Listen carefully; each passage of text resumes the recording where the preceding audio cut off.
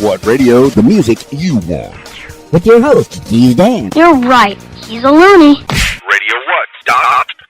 What's up, party people? It's Keys Dan with RadioWhat.com, DJLittleRock.com, coming to you live and in living color from the Radio What studios. And this is my podcast, What Makes You Famous. It's an extension of the RadioWhat.com internet radio station that I've been running for quite some time.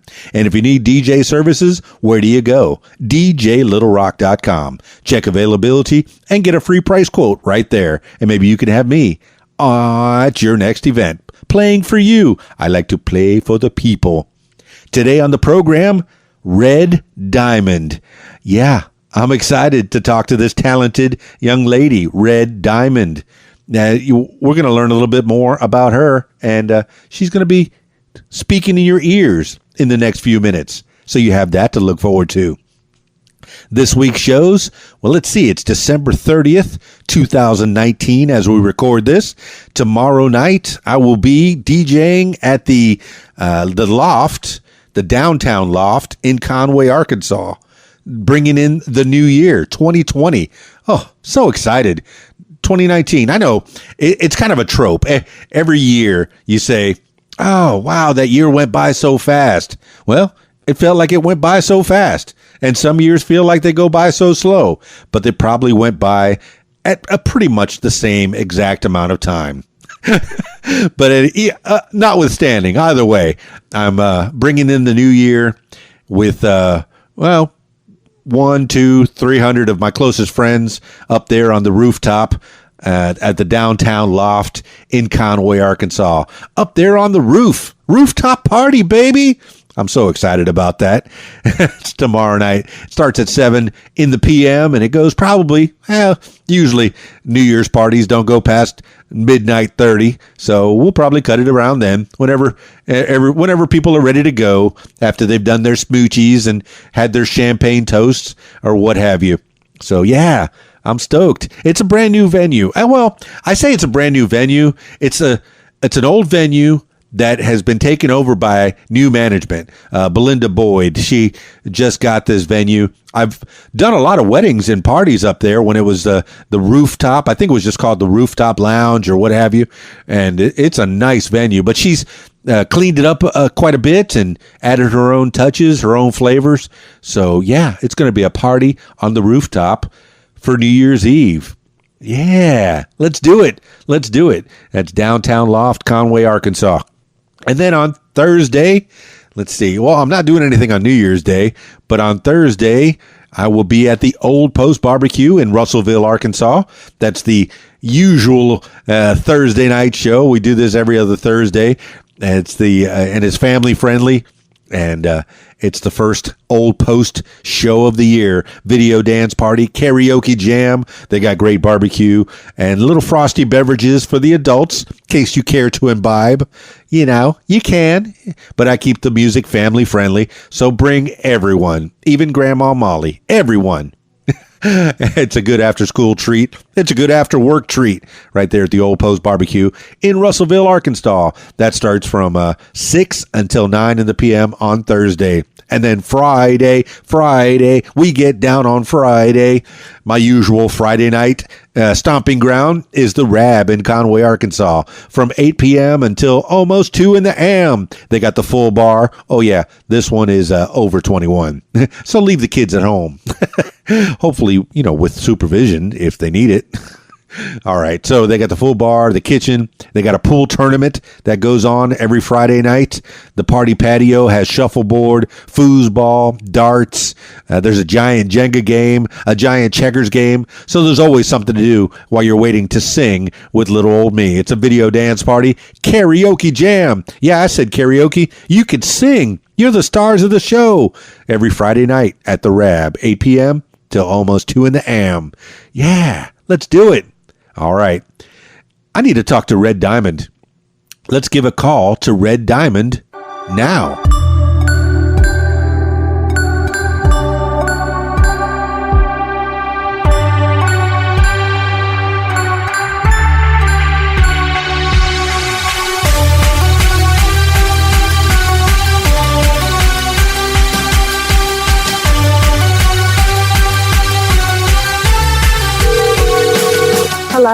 Red Dyemond, please. Hey, how you doing?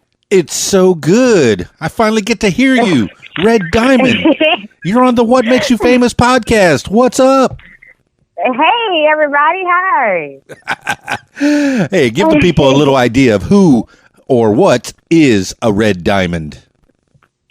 Well, I would say somebody who definitely came up from the rough and, gonna shine through it all. I shine regardless of where I am, no matter where I am at all.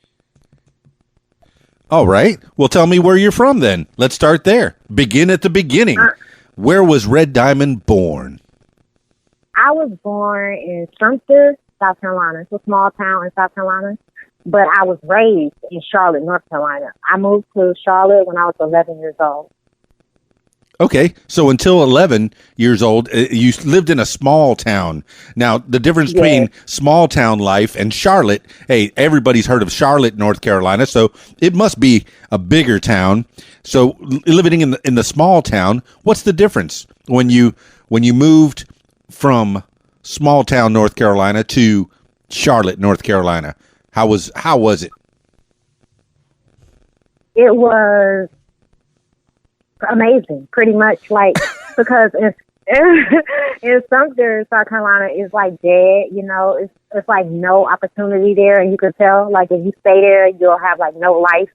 So Charlotte, moving there, I got a chance to see, like, so much opportunity, so much space, different people, people working and stuff like that. It's very different.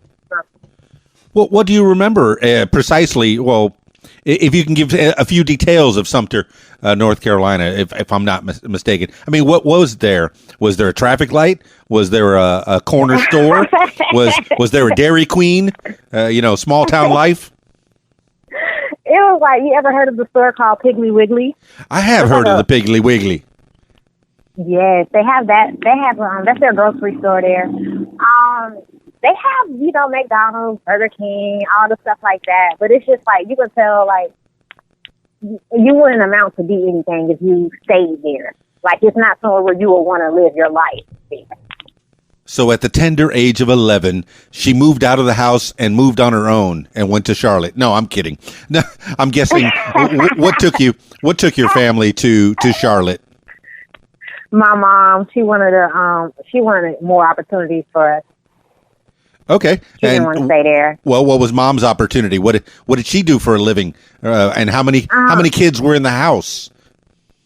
Well, I have 3 brothers, so it was my mother and us 4. Older or younger? I'm the second oldest. Second oldest. My okay. brother. Yeah, my brother. Well, I have 3 brothers, so as you know, right. I have 2 younger ones and an older brother. Did the older brother was he very protective of you? Yes, and I think that we all were kind of like on the same level as far as like protecting each other and being friends to each other. Family is so important. You see that? Yes. I've said it many times on this podcast. These are the people that'll probably back you up more than anybody else. I mean, there are exceptions, exceptions to the rules, of course, but family, keep it tight. So you have older brothers, 1 older brother, 2 younger brothers, and we were getting onto mom and dad, the parent situation. How was what was mom doing for a living? My mom, she just worked at a call center. That's all she did. What do you mean that's all? That's an important job. Somebody needs to be called. I'm calling you, Red Dyemond. Yeah. So what kind of a call center? Like call people, like cold calls and sales? I think, back then it was like Allstate or something like that. That's where she worked. All right. People need insurance. You're in good hands. Yes. Let me see if I can do that guy's voice. Yeah, you're in good hands. Yeah. He had a great deep voice. I remember he played in that movie Major League. Are you in good hands? Yeah. Very deep. So good. So mama put the people in good hands. Did you feel like you were in good hands with your mama? Oh yeah, definitely. What did you learn from mom? How to be a workaholic. How to not just take no for an answer. Definitely fight for what you believe in and just keep going. Like, she always worked and constantly kept going and never backed down to any situation that was presented to her. Okay. All right. Dad situation. What was he doing? I didn't get to know my dad until recently. I understand that situation myself. I didn't know my dad when I was he came in and out sporadically. Yeah, yeah. So yes. Do you want to delve into that? How did you reconnect with your dad, and how did he get out of the picture? Well, I talk to him sometimes, and I just finally met him. Like, my mom introduced me to him when I was much older. I guess he was, I don't know, maybe out of state or something, doing his own thing. Yeah. I still talk to him, every now and then. We're currently in the same state or whatever, but he's still doing his own thing. All right. Well, hey, that means you had a single mom for the most part, and she struggled struggling, or did the call center do very well, or did she have to work double time and overtime to take care of 4 kids? Yes, she did. She definitely did have to work either a lot of overtime or more than one job to take care of us, but she did it. So the 4 kids are taking care of each other primarily? You get left home alone at a tender young age? Yes, we were. Sometimes or some like maybe a family member or something was watching us while she was taking care of business. Well, cool. Well, how did you keep each other entertained? And were you good at school? What did you do at school? Me? Was I good at school? Yes. It's another subject. Oh, yeah. All right. Well, I mean, okay. I was pretty good in school. It wasn't something that I was interested in. I can't even lie to you. It wasn't something that I was interested in. But what were you interested in? Did you find anything at school that piqued your interest, or were there any extracurriculars? Did you get into chorus or band or drama at all? No, it was always. Well, that's a no. You could say no, check, no, check, no. Yes. Did you have some friends in school, Red Dyemond? I have a few. Yes. Okay. Anybody that you still keep in touch with? No, not at all. All right. So Charlotte, North Carolina, you went to school there through, I guess, after grammar school. At 11, you're getting close to 6th, 7th grade. Maybe, no, I guess it's 5th, 6th, 7th grade. And yeah. So, and you and the brothers, are you taking care of each other? What kind of activities did you do to keep yourself occupied? We got into trouble. Good. How so? What kind of trouble? I mean, was it the po-po, or were you? I mean, nothing too. You didn't have to spend any time in the slammer, Mama. No, never. But we definitely just the street life. It wasn't no good. Everything that you could think of in the street life was definitely what we got involved in once we got older and like the high school and stuff like that. So what's the street life like in Charlotte? What kind of activities can you get yourself into? Just all around bad stuff. I don't want to mention it specifically. Okay, don't incriminate yourself or anything. I wouldn't want the law to come at you. Like as soon as the podcast gets put up on the interwebs, here comes the police. No. All right. So suffices to say, you made it through, even if you were causing some trouble of one kind or another. You made it through, and you graduated high school. Actually, no. I dropped out at 16, and I went back to get my diploma at like 20. You did it. 3-ish. You did it. Yeah, I did it. You got it. Excellent. Hey, you some people go that route. I think my brother dropped out with 2 months left to go to school. Wait, you only have 2 months left, man. Right. But he ended up, going back to school, getting his GED and getting in the Navy and straightening his life out. So, all right. So after you get out of school at 16, what made you want to say, nah, that's it for this school stuff. I'm out of here. What did you end up doing? What did I? Oh gosh, when I dropped out I stayed with my mom's friend, and I was at a phase around that age, and I started like drinking, smoking, drugs and stuff like that. So it was all bad for me when I dropped out. I wasn't really thinking. I guess it was like that rebellious age or something like that. Yeah, well, I live vicariously through you. Drinking and drugging. It wasn't. It was around me, and like it's around everybody.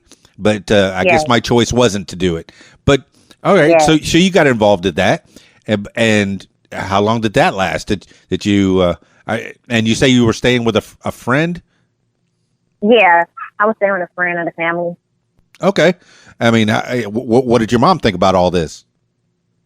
I don't really know. I'm pretty sure she was upset as a mother, I suspect you're right, Red Dyemond. I suspect you're right. All right, so we're out of school, and you're staying with a friend.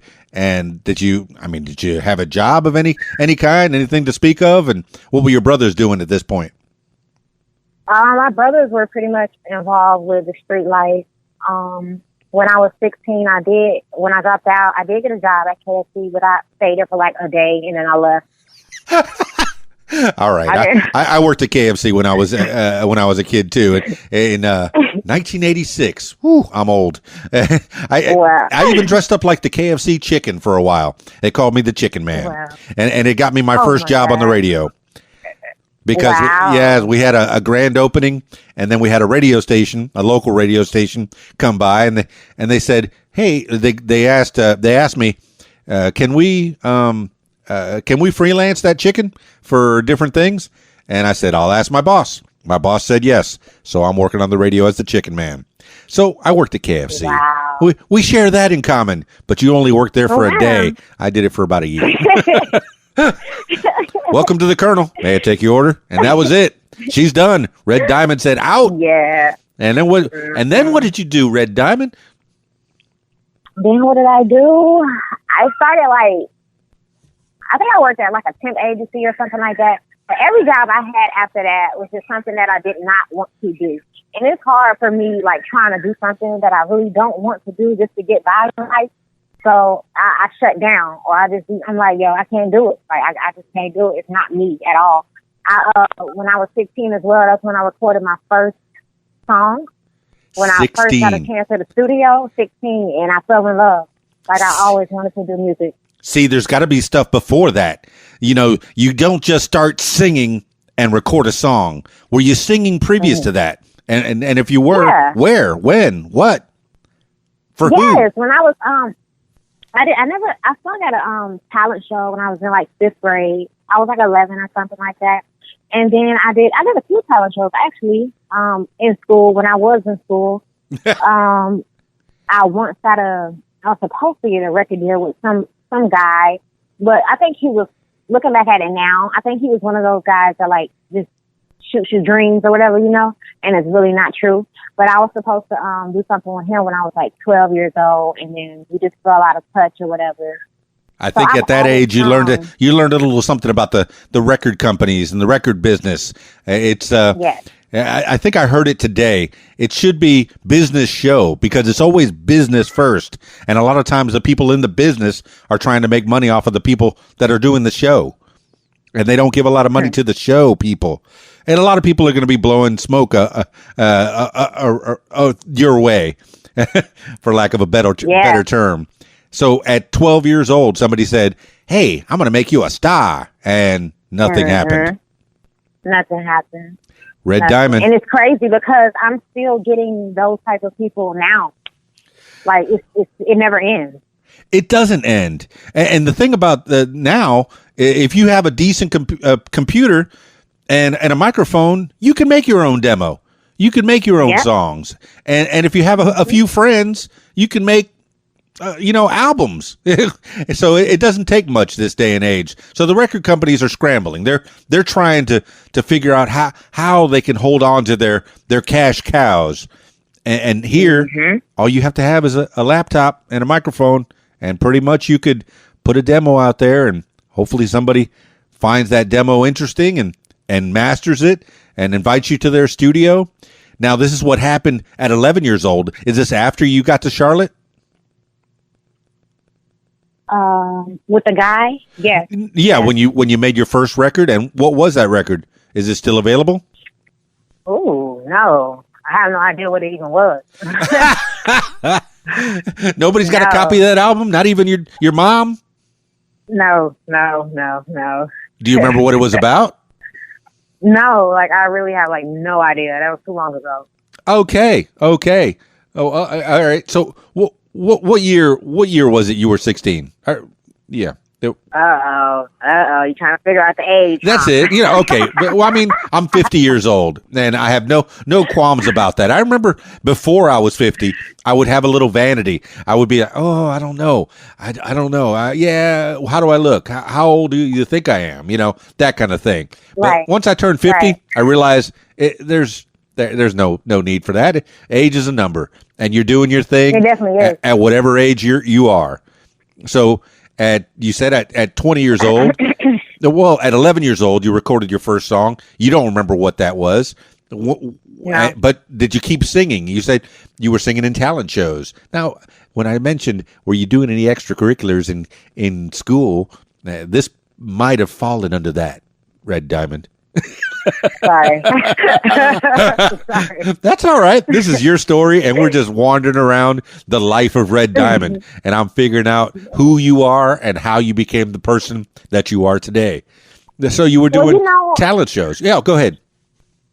I did a lot of, being that I was the only girl, I stayed to myself in my room. I stayed to myself. Like, I could also draw and do a lot of other things. So, like, when my singing or with my rapping, like, at first it started off as poetry, but then I started, like, putting it to a beat, and then I really liked it. And so I had a lot of time to find out more of who I was as a person, at a very, very young age. Ooh, I like that. You had a lot of creative outlets. You write poetry. Yes. Do you still have some of the poetry? Yes, I have everything I've written. Are you going to compile that and make it into a little poetry book? Interesting. I never thought of it, but I could do that. Yes, you could. And you could self-publish it. You don't need a publisher. You could self-publish it. How about that? Oh, I know. Thank God for the internet. Like, you really? got that right. So how many poems do you think you've written? Oh, my. Whew, I can't count. I literally have a lot of poetry, like well over 100 different things that I've written. 100 different poems. Now, some of these poems might be very short, and some of them are very long, I'm guessing? Yes. Then the majority, you could tell, like, the ones that started off as poetry, you could tell when I started writing lyrics, like when I turned them into bars, if that makes sense, because I number my bars when I write. So you could tell when I stopped the poetry. So how much difference is there from writing lyrics to writing poetry? Because I've heard of people turning their poems into songs. It's pretty much the same thing. It really is, because it's like you're writing lines that rhyme. So if you take one of your poetry pieces and like find a beat that you like, you can definitely turn it into a song with no problem. Yes, I like that, Red Dyemond. All right, so what was the first poem that you wrote that you turned into a song? Oh, you expect me to remember this? Okay. I don't. I'm getting senile in my old age as well. I don't remember everything. And I know that was just a shot. I'm kidding. I'm joking. Okay. All right. So, what kind of, delve into that. How about your artwork? Do you still have some of that artwork? Yes. Yes, I definitely do. And do you put that up around your house on display? No, I put it up. Huh. It's like up in my drawer right now. Yeah, I don't have it hanging up just yet. Now, what was your medium of choice with your artwork? Do What do you mean? Doing oils or pens or pencils or what do you like? Pencils. A pencil. Okay. Yeah. And how many pieces of art do you have? Right now, for me picturing what I have, I would say at least 20 pieces or something. Wow. And what kind of things do you like to draw? Anything. Characters, or I create designs or something that comes to my mind. I freestyle a lot with my drawing. So whatever comes out as I'm thinking, that's what I draw. A lot of color, or a lot of muted colors, or more pastels, or do you like bright colors? I'm not a professional artist, but I have like a lot with just regular drawings with like pencils. Some I drew with pens, and some I colored, some I didn't. I don't use the paint. See, I'm scoping your Instagram, and I'm not seeing any pictures of your artwork. I'd like to see those pictures. Why is your artwork not on display? I don't know just yet, but you're making me think. Maybe I should put it out there. You better believe it. Make yourself a little online art show. And then eventually, maybe somebody with an art museum or an art store of some kind will say, hey, I want some of Red Dyemond's art hanging up in my place. And maybe we can help her sell that stuff. Yeah. Cool. More avenues, more creative outlets for Red Dyemond. We're banging ideas off each other. And the What Makes You Famous listeners are going to be going, yeah, I need to see Red Dyemond stuff. I need to see it. You're right. I think it will happen. Definitely will happen. All right. So they need to read your poetry. You need to have a poetry book or 2 or 7 or 18 of them, depending on how many you think. It needs to maybe you can have them themed. These poems are all about this, and these poems are all about that. How about that? All right, Red Dyemond, getting to know you a little bit. I like that. I like that a lot. Okay, so after how many talent shows did you do, and was it always singing, or what kind of talents did you display? I think I did 2, and yes, they were only singing. I was singing somebody else's song, another artist's song. I remember one time I sung Shanti, her baby song. Okay. I'm not sure what I sung at all. And then the first talent show I did, I had to write a rhyme, but I was actually rapping. I wrote like 8 bars at the first talent show. What? I rapped. Yeah, I did. I was like 11. Red Dyemond can rap. Yes. Red Dyemond can sing. Red Dyemond can rap. That's versatility right there. Yes. All right. So I've heard your songs, and I like them. I like the beats. I like the way they sound, and they're very empowering. Like the latest one was The Boss. Very empowering. I guess we could start talking about your songs and how you came up with the ideas. Red Dyemond, how did you come up with the ideas for the songs that you have on your YouTube channel? What's that? Yes, on your YouTube channel. Okay. So, I'm the type of person, if I'm going through something, I immediately, if I get mad, it most likely happens when I'm mad. Like if I'm mad and I feel like I need to get something out, like Ignorance is Bliss, I wrote that song because I watched the BET Awards last year. And earlier this year. Well, this year is about to be over, but 2019 BET Awards. I was mad. Why? I was upset with the artists that were on the BET Awards. Like I didn't like that, and I kind of felt from the crowd that they were kind of embarrassed as well. Like it's just I think we could have more. They were just looking uninterested. Like like this is what we get. Like this is all we have. So I felt a certain type of way. Like that can't just be it. Because I think even though it's a lot of creative artists out here, with me being a mother, I see that it's so much deeper than just getting on a microphone and just rapping and looking silly, or just jumping to any trend, or just doing whatever you think people want. And so it made me mad. And that's what made me write Ignorance is Bliss, because a lot of the music that we hear, well, it really is all the music that we hear. It affects everybody in every way. It affects us. And so if you're constantly putting out stupid stuff, you're going to get stupid people. And so that's what makes me mad. I'm kind of understanding what you're saying. I didn't see the BMT awards, but I could see the cadence on a lot of the rap videos. It feels like it's the same. My upstairs neighbor, he plays a lot of these rap videos, or a lot of rap songs, and they all and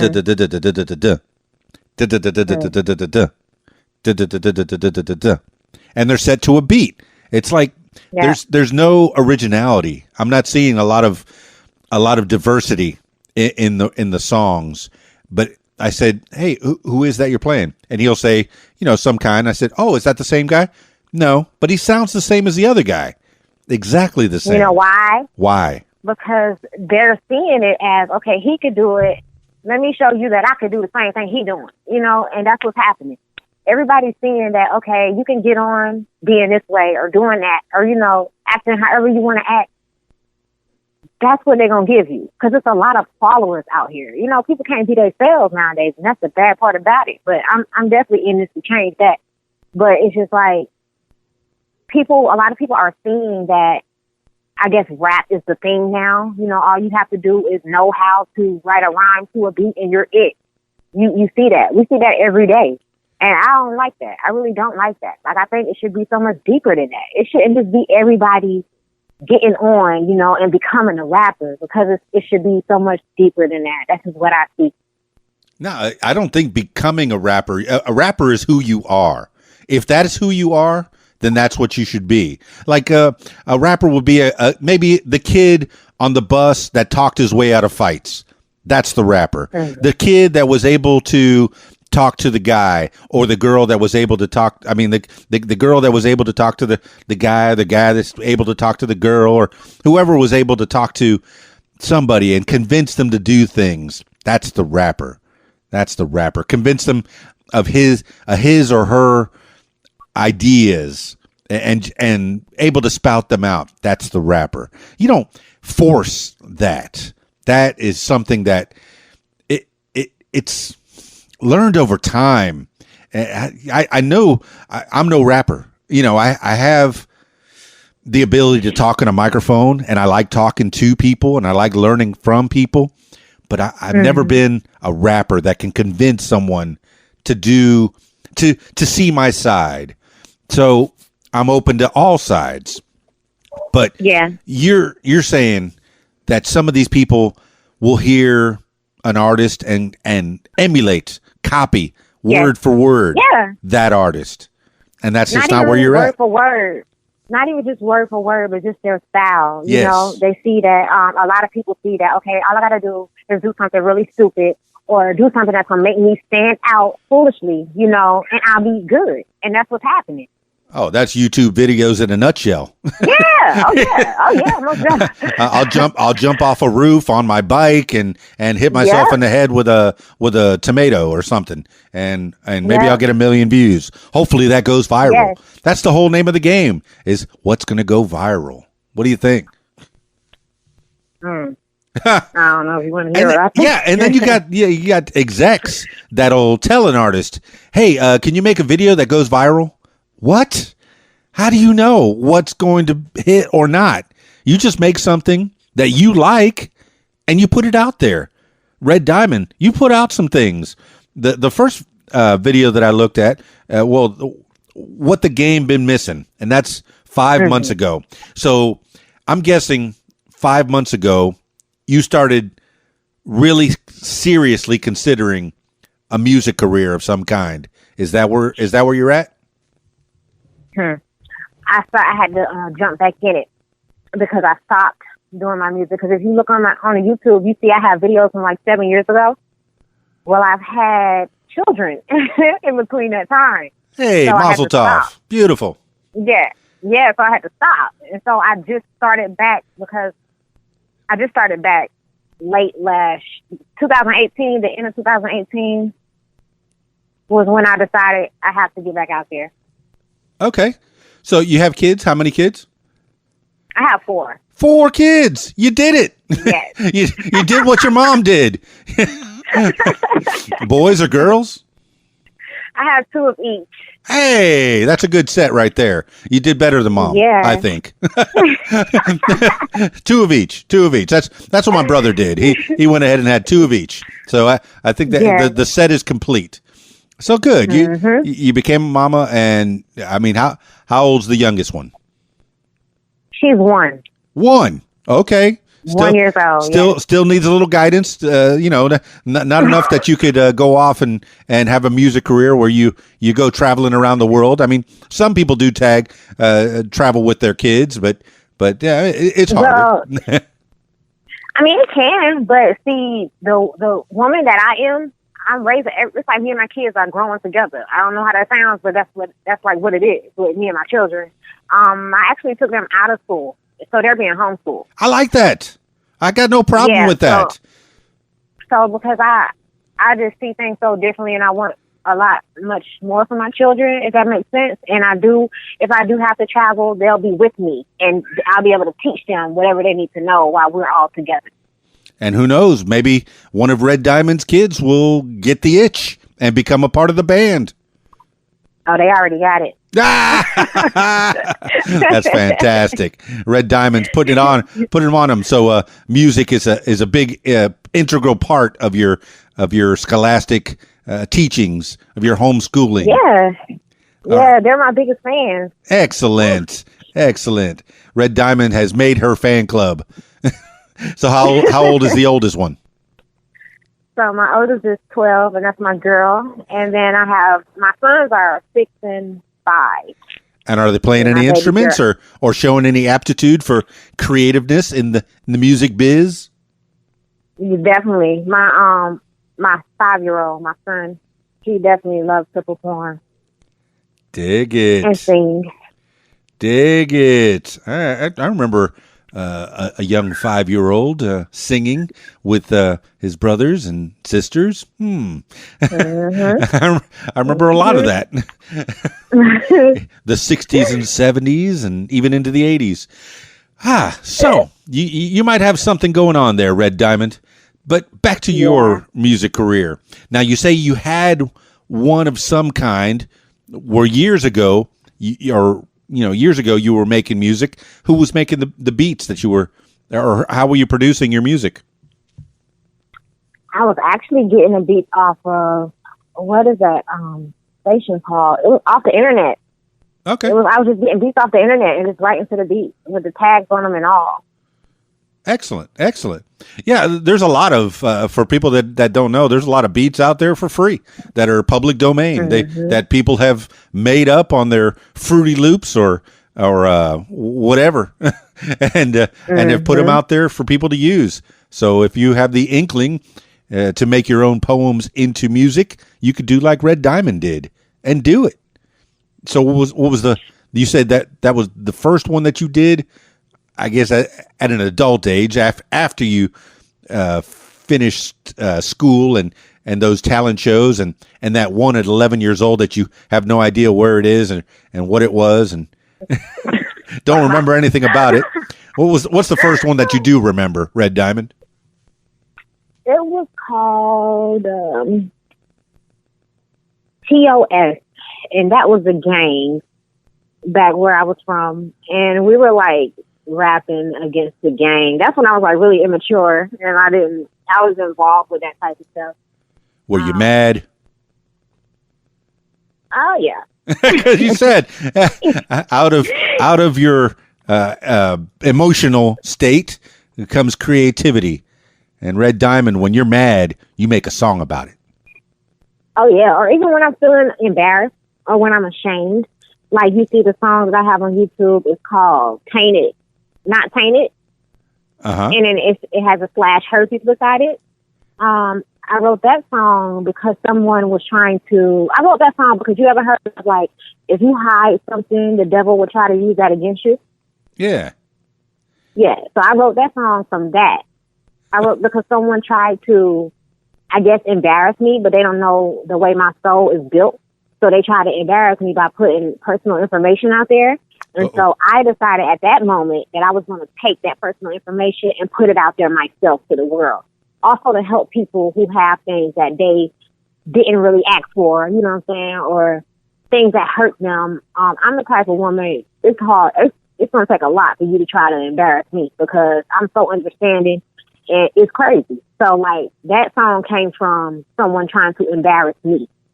Yeah, Red Dyemond, you took away their power.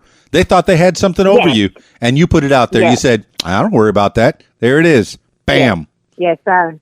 And so, but when I'm in my deepest emotions, or even if I'm not that deep into my emotions, but I can't lie, when I'm into my emotions, that's when I write the best song. And as you see, everything I write is to like help. Like I'm putting it out there to help you. Yeah, I was just discussing earlier about the feminist movement and how its extremes, and I know I might be taking this on a different tangent, but its extremes could be more of a man hatred.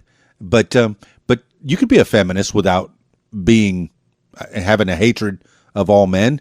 Now, would you consider yourself a feminist? Because the songs are very empowering. Would you put yourself in that box? No. Not just in that box. I mean, do you have that as one of the facets of Red Dyemond? No. Okay. What would you consider? What are your leanings towards? I mean, if you want to go political, or if not. Interesting. I would just say it's for everybody. Do I sound like a feminist on my phone? No. Just it was just something that was in my head while I was listening to Boss. It was the conversation was very fresh, so maybe it was just me putting things together. But it might not be. I try to when I do. I'm sorry for cutting you off. No, go ahead. When I try to write my music, I definitely try to stray away from just being for women. Like, I'm for everybody. Like, I'm not even, like, I'm for black, white, Chinese, Asian, whatever, everybody. I look at it like we all are human. So I try to stray away from saying things like he or she or, you know what I'm saying, something like that. I try to put it out there for us as one. I like it. Red Dyemond, bringing the world together, one song at a time.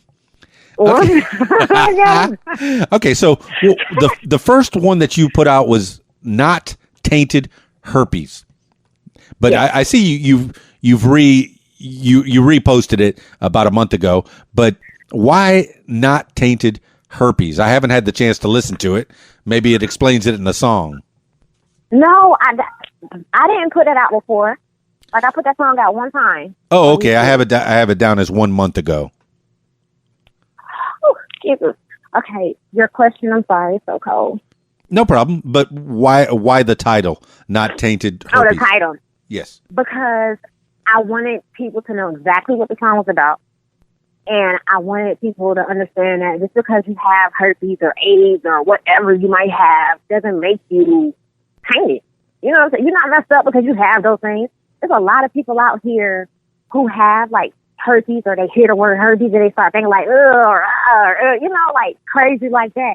But a lot of us have unprotected sex when we're younger, and we don't ask for a lot of these things. We do not ask for that. You don't have sex with somebody and say, "Oh, I'm going to get herpes." We don't know that. We're very immature. So, like, I put not tainted, like I said, because of the fact I don't want you thinking that because you have something, you're less of a human being. That's not cool in my book. There you go. All right. I like it. Put it out there. And what's going to relate is it's not just, herpes. It's anything. If you have anything that someone would consider an affliction of some kind, hey, you're not tainted. You can live, man. Yes. You can live. You can still help other people. You can still help yourself. Yeah. Definitely. So, all right. What the game been missing? What's that all about? That's about, I feel like the game was missing somebody like me. Like somebody who's very open and honest. I don't follow people. I can't follow you. I will not I'm not the type of woman to, like, sell myself when it comes to, like, sex or anything, or to fall in any type of way just for money. So I feel like with my mind frame and the soul that I have, I feel like I'm what the game's been missing. So that's why I wrote that. Dig it. All right. So I'm noticing you have a few performance videos. Are you performing your songs around town? Not right now. Okay. Not right now. But when was the first time that you performed outside of your talent shows in your school? What made you want to go out into the world? And did you go on an open mic, or did you get booked on a show of some kind? Not just yet. I did an open mic. I did a lot of open mics. Maybe back in 2012, something like that. Did a lot of open mics. And how did that feel? I liked it. I even have a video on YouTube where I was rapping with a guy, and I just, like, snatched the microphone because I feel like I need to be heard. That's how I feel. And so, like, when I was rapping with him, you could see me being aggressive like, you know, taking over the situation and still rapping while I'm getting the mic. Like, it was just crazy. Look out, party people. Red Diamond's taking over. If she shows up at one of your shows and there's a microphone that's unprotected, she's going to grab it and she's going to spit right into it. Look out. Red Diamond's coming after you. Oh, gosh. So, I mean, is this something you've always been where you can be outgoing, no shyness at all, just someone that can take charge and you know, be it? Yes. All right. I told you, and I think it stems from me being in my room when I was a little girl. Like, I learned so much, and it also stems from, like, right now, I read so many books a week, it's crazy. Okay. So, like, I read, and then I read somewhere that, like, only 10% of Americans read a book a year. Yeah, you better so believe it. People don't even read. I listen to books on tape. I'm guilty of that. I'm very guilty of that. Well, at least you're listening. You're listening, though. Yeah, I mean, I'm listening to some of the classics. I have, some of the some stuff loaded up into my podcast addict. That's in addition to podcasts, I listen to books on tape. But no, finding the time to sit and read. Well, I think I spend that time doing a podcast and learning about Red Dyemond at this particular moment in time. So what types of books are you reading these days? Self-improvement. That's anything it. Self-improvement. Well, give me the goods. Yeah, I have a lot of stuff on leadership, a lot of stuff on courage, a lot of confirmation on things that I'm already thinking, and I just need somebody else to understand me. I think when I read a lot, it makes me bolder because I see who I need to be. And even in that same sense, when I am bolder, I see when I'm around somebody who don't have that courage because they don't have the knowledge. It's like, I wouldn't say they're intimidated by me, but they can see it's something different with me because I have the knowledge. But it's so easy for somebody else to pick up a book and get the same knowledge to feed your mind, because it really matters. I think if a lot of people read a book, just a book a month or something, I don't know, you will feel so much different about yourself, and we'll have like so many more different changes here in the world from us owning our power and owning our greatness. Like, it's major to me. Put that out as a challenge, Red Dyemond. Read a book a month. Any book of your choice. Now, you were doing self-help books on your own personal journey. Any particular authors that you want to shout out that have meant something to you? Yeah. I love Joyce Myers, John Maxwell, Stephen Covey. I've read his book. I think it's Stephen or Stephen. I think it's Stephen. T.D. Jakes. I read a few of his books. Steve Harvey. I read his book. Few of them. Yeah, and why? Why do these people affect you? What is it about them that's bringing you joy or peace of mind or confirmation? What is it about them? I wouldn't even just say their success. I would say maybe the way they hold their demeanor, if that makes sense. Their demeanor. I love, like, I've been to a few of Joyce Myers' conferences, and I love her presence. Like, that's a strong, powerful woman. Like, I love her presence. So, and she helped me out a lot, like a lot. See, now it takes a lot for people to get out of their houses, and if Joyce Meyer is that person you've actually got dressed, got in the car, went over to a place, bought a ticket, and went to see somebody. Well, that means a lot, I'm sure. Man, I was going to her like these young girls be going to a club. I was excited. Excellent. Excellent. Well, yes. I see she's an author, charismatic Christian author is what she's listed as, Joyce Meyer Ministries. So is this most of the self-help, or are they God-based, or do you just find inspiration of all kinds? Well, you know what I've learned through a lot of these self-help books? A lot of the things that these people are trying to teach us is like God's way of getting through us through these people, because everything they're telling us in these self-help books are from the Bible or something that God wants us to live by. So it's all stemming from Him. So that's a theme that goes through your life and in a lot of the self-help books that you're reading. That's good to know. Good information from Red Dyemond. Yeah. I know the Bible, whether you believe it or not, it's a good book of instructions on how to live your life. You know, if you do this, you're going to get spanked. If you do that, hey, you're going to get some good blessings. How about that? Uh-huh. So it's whatever you believe in. Like, you don't even have to believe in the Bible, but just believe in something. Believe in yourself or something. Just, I know a lot of people don't believe in the Bible, but that's okay. Like, just believe in yourself. Well, I mean, is this something that's been with you for your whole life? Did your mom take you to church?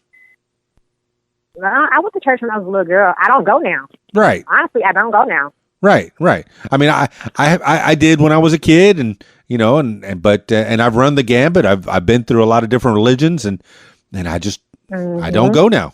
I try to live my life right, and be nice to people, but good. Learning about Red Dyemond. I'm stoked. I'm having a good time so far. Me too. All right. So, what's going on right now with Red Dyemond, and how many songs do you have in your repertoire? And are you able to be booked, and at least in the Charlotte, North Carolina area, are you able to be available for bookings, and you can put your beats on and sing along with the beats? Is that something you can do? Yes, definitely. I make time for everything. How many songs do you have in the repertoire? I only honestly have a few, and I would definitely say under 20 right now, but I'm working like on them every day. Right now, I took a break. Like, I just got finished reading the book, The Magic of Thinking Big. I just put that book down. And so, I'm going through a process of kind of clearing my mind and staying focused on myself, because it's important. If I get involved too much with social media, I start to be out. I'm like everywhere. You know what I'm saying? I'm not focused like I need to be. So I step back and I read for a little bit. And most likely when I get finished reading, then I'll start another track or something. I just downloaded some beats the other day that I'll probably be buying from this guy. The guy who I got the beat for Ignorance is Bliss from. I'll probably be buying some more beats from him, because he makes pretty good motivational beats. And excellent. I need to hear a beat. Like, if I hear a beat and immediately I'm like, oh my God, I gotta write to this. That's the type of stuff I like. I don't like hearing a beat that I have to think about, do I want to write to this? Like, no, I want to be for sure. So it has to be a really dope beat in order for me to want to write to it. Yeah. And that you're telling the people a little bit about your process. Do you hear the beat and then put the lyrics on it? Or do you have the lyrics and then hear the beat? No, I prefer the beat. Hear the beat, and then you go, hey, I got some lyrics for that. I got some dope rhymes that I could put on that. And what was the thing with the bars? I know I've heard that term before, that I have bars. That's kind of difficult to explain. Okay. Like, it's just like, I guess you have to be a master in it, but once you hear the beat, it's like certain parts in there that stop, and you're like, you know where to make a rhyme, and you know where to stop, and then go to the next bar and then stop. And then, it's like a rhythm. I don't know if everybody can do it, but it's a rhythm. Hey, not everybody can do it, or else everybody would. But Red Dyemond can do it. Red Dyemond has done it. Yes. And Red Dyemond's going to keep on doing it. And you have 20 songs. That's well over an hour of music. It's about 15 songs an hour. So you can keep the club going for about an hour, and that's fantastic. Yeah. I like that. And and you're continually thinking about things, and you have lots of poems in your pocket, ready to be put on. Is every poem able to be made into a song, or just a certain ones? I would say everyone. I would definitely say everyone. So with hundreds of poems in your desk drawer, you possibly could have hundreds of songs real soon. I don't want to do that. I like starting off fresh. There. I do. I like starting off fresh. Okay. So those songs, they're done. I mean, those poems, they're done. Maybe they'll be put into a book and you'll publish it and put it out there. And then that artwork, I got to see it. I got to see that artwork. I got to see the talented Red Dyemond and her penciling and what you can do with all your shapes and you say you do realistic stuff and different shapes, and I got to see all that stuff. That should be on an Instagram. Maybe its own Instagram, Red Dyemond Draws or something like that. Not yet. Not yet. Not yet. Okay. I mean, if everyone waited until it was perfect before they put it out there, nothing would ever be put out, you know? Yeah. Yeah. Definitely. You just got to put it out there when you feel like, yeah, that sounds pretty good. I'm going to put that out there. And then when you perform it live, if you think you might have wanted to change the way that you sang this part or that beat was different, you know, you want to hit this beat with that verse, then maybe you could do it live. But yeah, put it out there. Because if you like it, somebody else is going to. Red Dyemond. Okay. So, all right, tell the people how to get a hold of you, and then we'll keep chatting about you. How do people find you online and find Red Dyemond? Right now, you can find me on Twitter. I'm definitely on Twitter a lot more. You get more interaction on there. What I do. So Twitter, Red Dyemond 1. And then I have YouTube, you know, just type in, everything is Red Dyemond.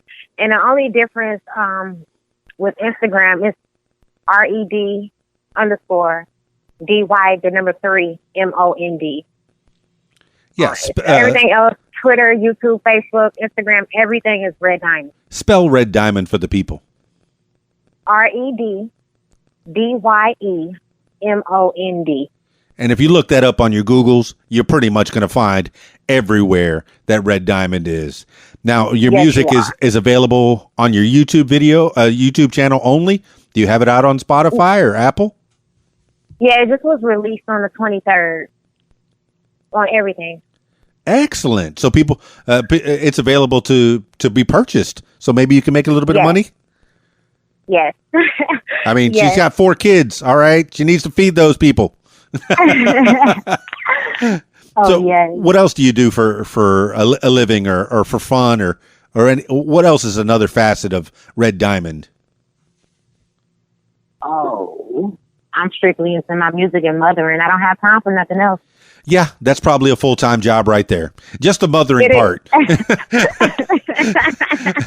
Do you have anybody helping you out with this, or is there somebody involved with you? Nope. Not at all. It's just me and my children. And now Red Dyemond is a single mama with 4. 2 boys, 2 girls. Yeah. Excellent. Yes.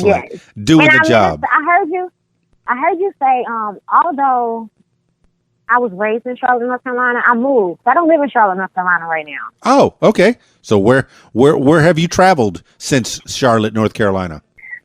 I've traveled so many places, but I'm currently staying in Arizona. All right. How do you like Arizona? What part? I love Arizona, Phoenix. I love the palm trees and the weather. Okay, so I'm changing my my mind about the location. If you're in the Phoenix, Arizona area and you have a venue or you have an event that needs a little entertainment, I encourage you to hire Red Dyemond. Forget about that whole Charlotte thing. She's not in there anymore. She's not over there.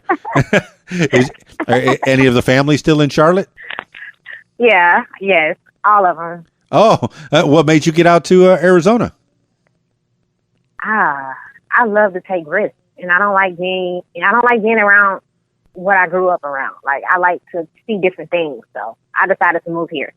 Oh, Arizona is beautiful. I've been out. I'm from Miami, but I've been out the 10 on the way to California, and I know I've been right through the Painted Desert. It's gorgeous. Mm-hmm. It is gorgeous, and the heat is wonderful. It's a nice dry heat. And how are the kids thriving in Phoenix, Arizona? They love it. Yeah, my kids are like little soldiers. Yeah. Hey, they go wherever Mama goes. Yeah. And you're training them well. You're homeschooling them.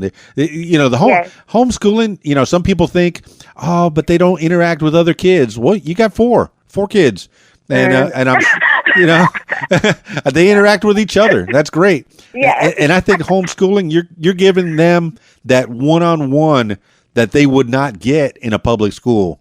So more power to you. I mean, is there a certain curriculum that you stand by on your homeschooling? No, we're open to everything. Right now, I'm trying to teach them like vocabulary, big vocabulary words. And my boys are trying to teach them like time and stuff like that. So whatever comes to my mind that day, that's what I do. Oh, excellent. I know there's a lot of pre-packed homeschool kits that are available for purchase. You know, the 5th grade, the 6th grade, you know, the 1st grade, first through senior, and it's pretty well. I mean, there's different. You don't subscribe to any of those curriculars? No, I haven't tried them yet. Okay. Excellent. She's doing her own thing. I like that. Red Dyemond, teaching the kids, raising them right, raising them how she sees fit out there in Phoenix, Arizona, and making up a music career as she goes along. And so what's next? What's next on the horizon for Red Dyemond? The video, To Ignorance is Bliss. I'm so excited for it. You got a video coming out? Yeah, I'm working on the video. And where's that going to be filmed? I have no idea. I'm putting everything together right now because that song was so powerful that cannot be a sloppy video. I'm putting all the thoughts together right now. What song Ignorance is this? Bliss. Oh, the Ignorance is Bliss one. Oh, excellent. Yeah. Excellent. And do you have people that are coming together with you? Do you have somebody that can film for you, or a director? Not yet. I'm looking. All right. For everybody. If you're in the Phoenix, Arizona area. And really, with the internet, you could be anywhere. I've heard of collaborations across different countries where there's I was talking to a guy in Australia, and he says, "Oh yeah, my guitarist is in Israel, and my drummer is in Germany." And I was, really? Yeah, and we collaborate like that. They send me the beats, and they send me the guitar riffs, and I put them all together here. What? The internet. Wow. The internet is crazy. And you know, I'm guessing the guy that's making beats for you, he probably doesn't live in Phoenix, Arizona, does he? He's in Germany. Well, there you go. This internet is incredible how it could bring people together. You can use it properly. Yes. Yeah. It is a tool that can be used for good. And Red Dyemond's doing it. Oh, yeah. Any other avenues you want to explore for the people? Anything else you want to tell them? Nope, not just yet. Y'all stay tuned. Stay tuned to Red Dyemond. All right. It's customary for me to say, Red Dyemond, any last words for the people? Yes. I want to thank you guys for listening to me. And y'all stay strong, everybody. Pick up a book, okay? You won't regret it at all. Pick up a book and try to be different. Don't follow anybody. We need more leaders out here. Leaders. And thank you for having me on your show.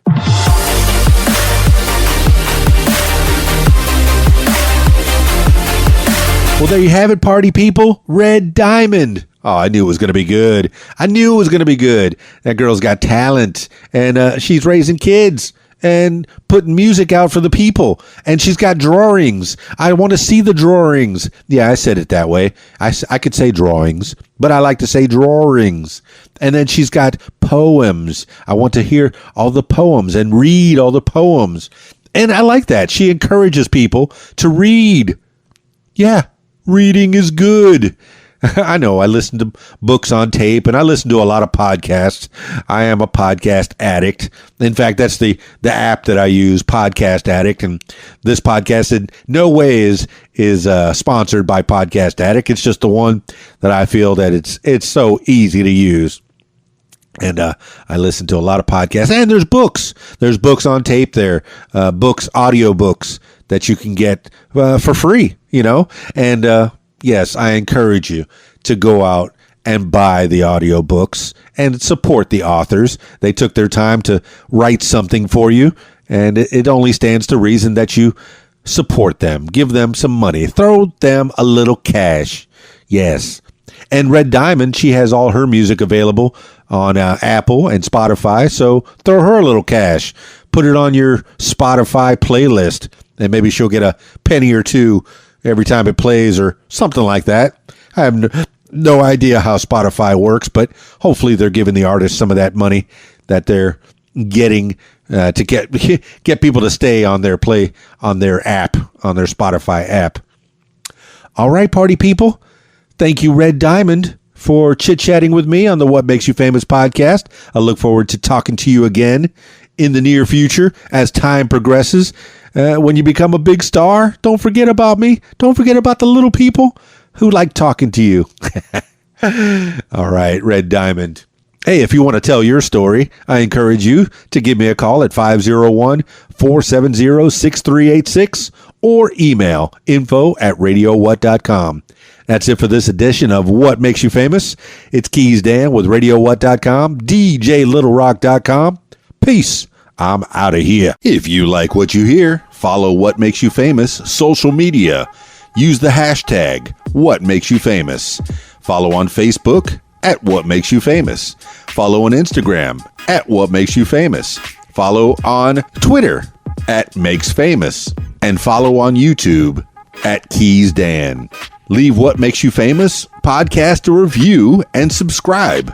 Listen to What Makes You Famous podcast on Podbean, iTunes, YouTube, Stitcher, Google Podcasts, and Spotify, and almost anywhere you find podcasts. Tell your story on my podcast, What Makes You Famous.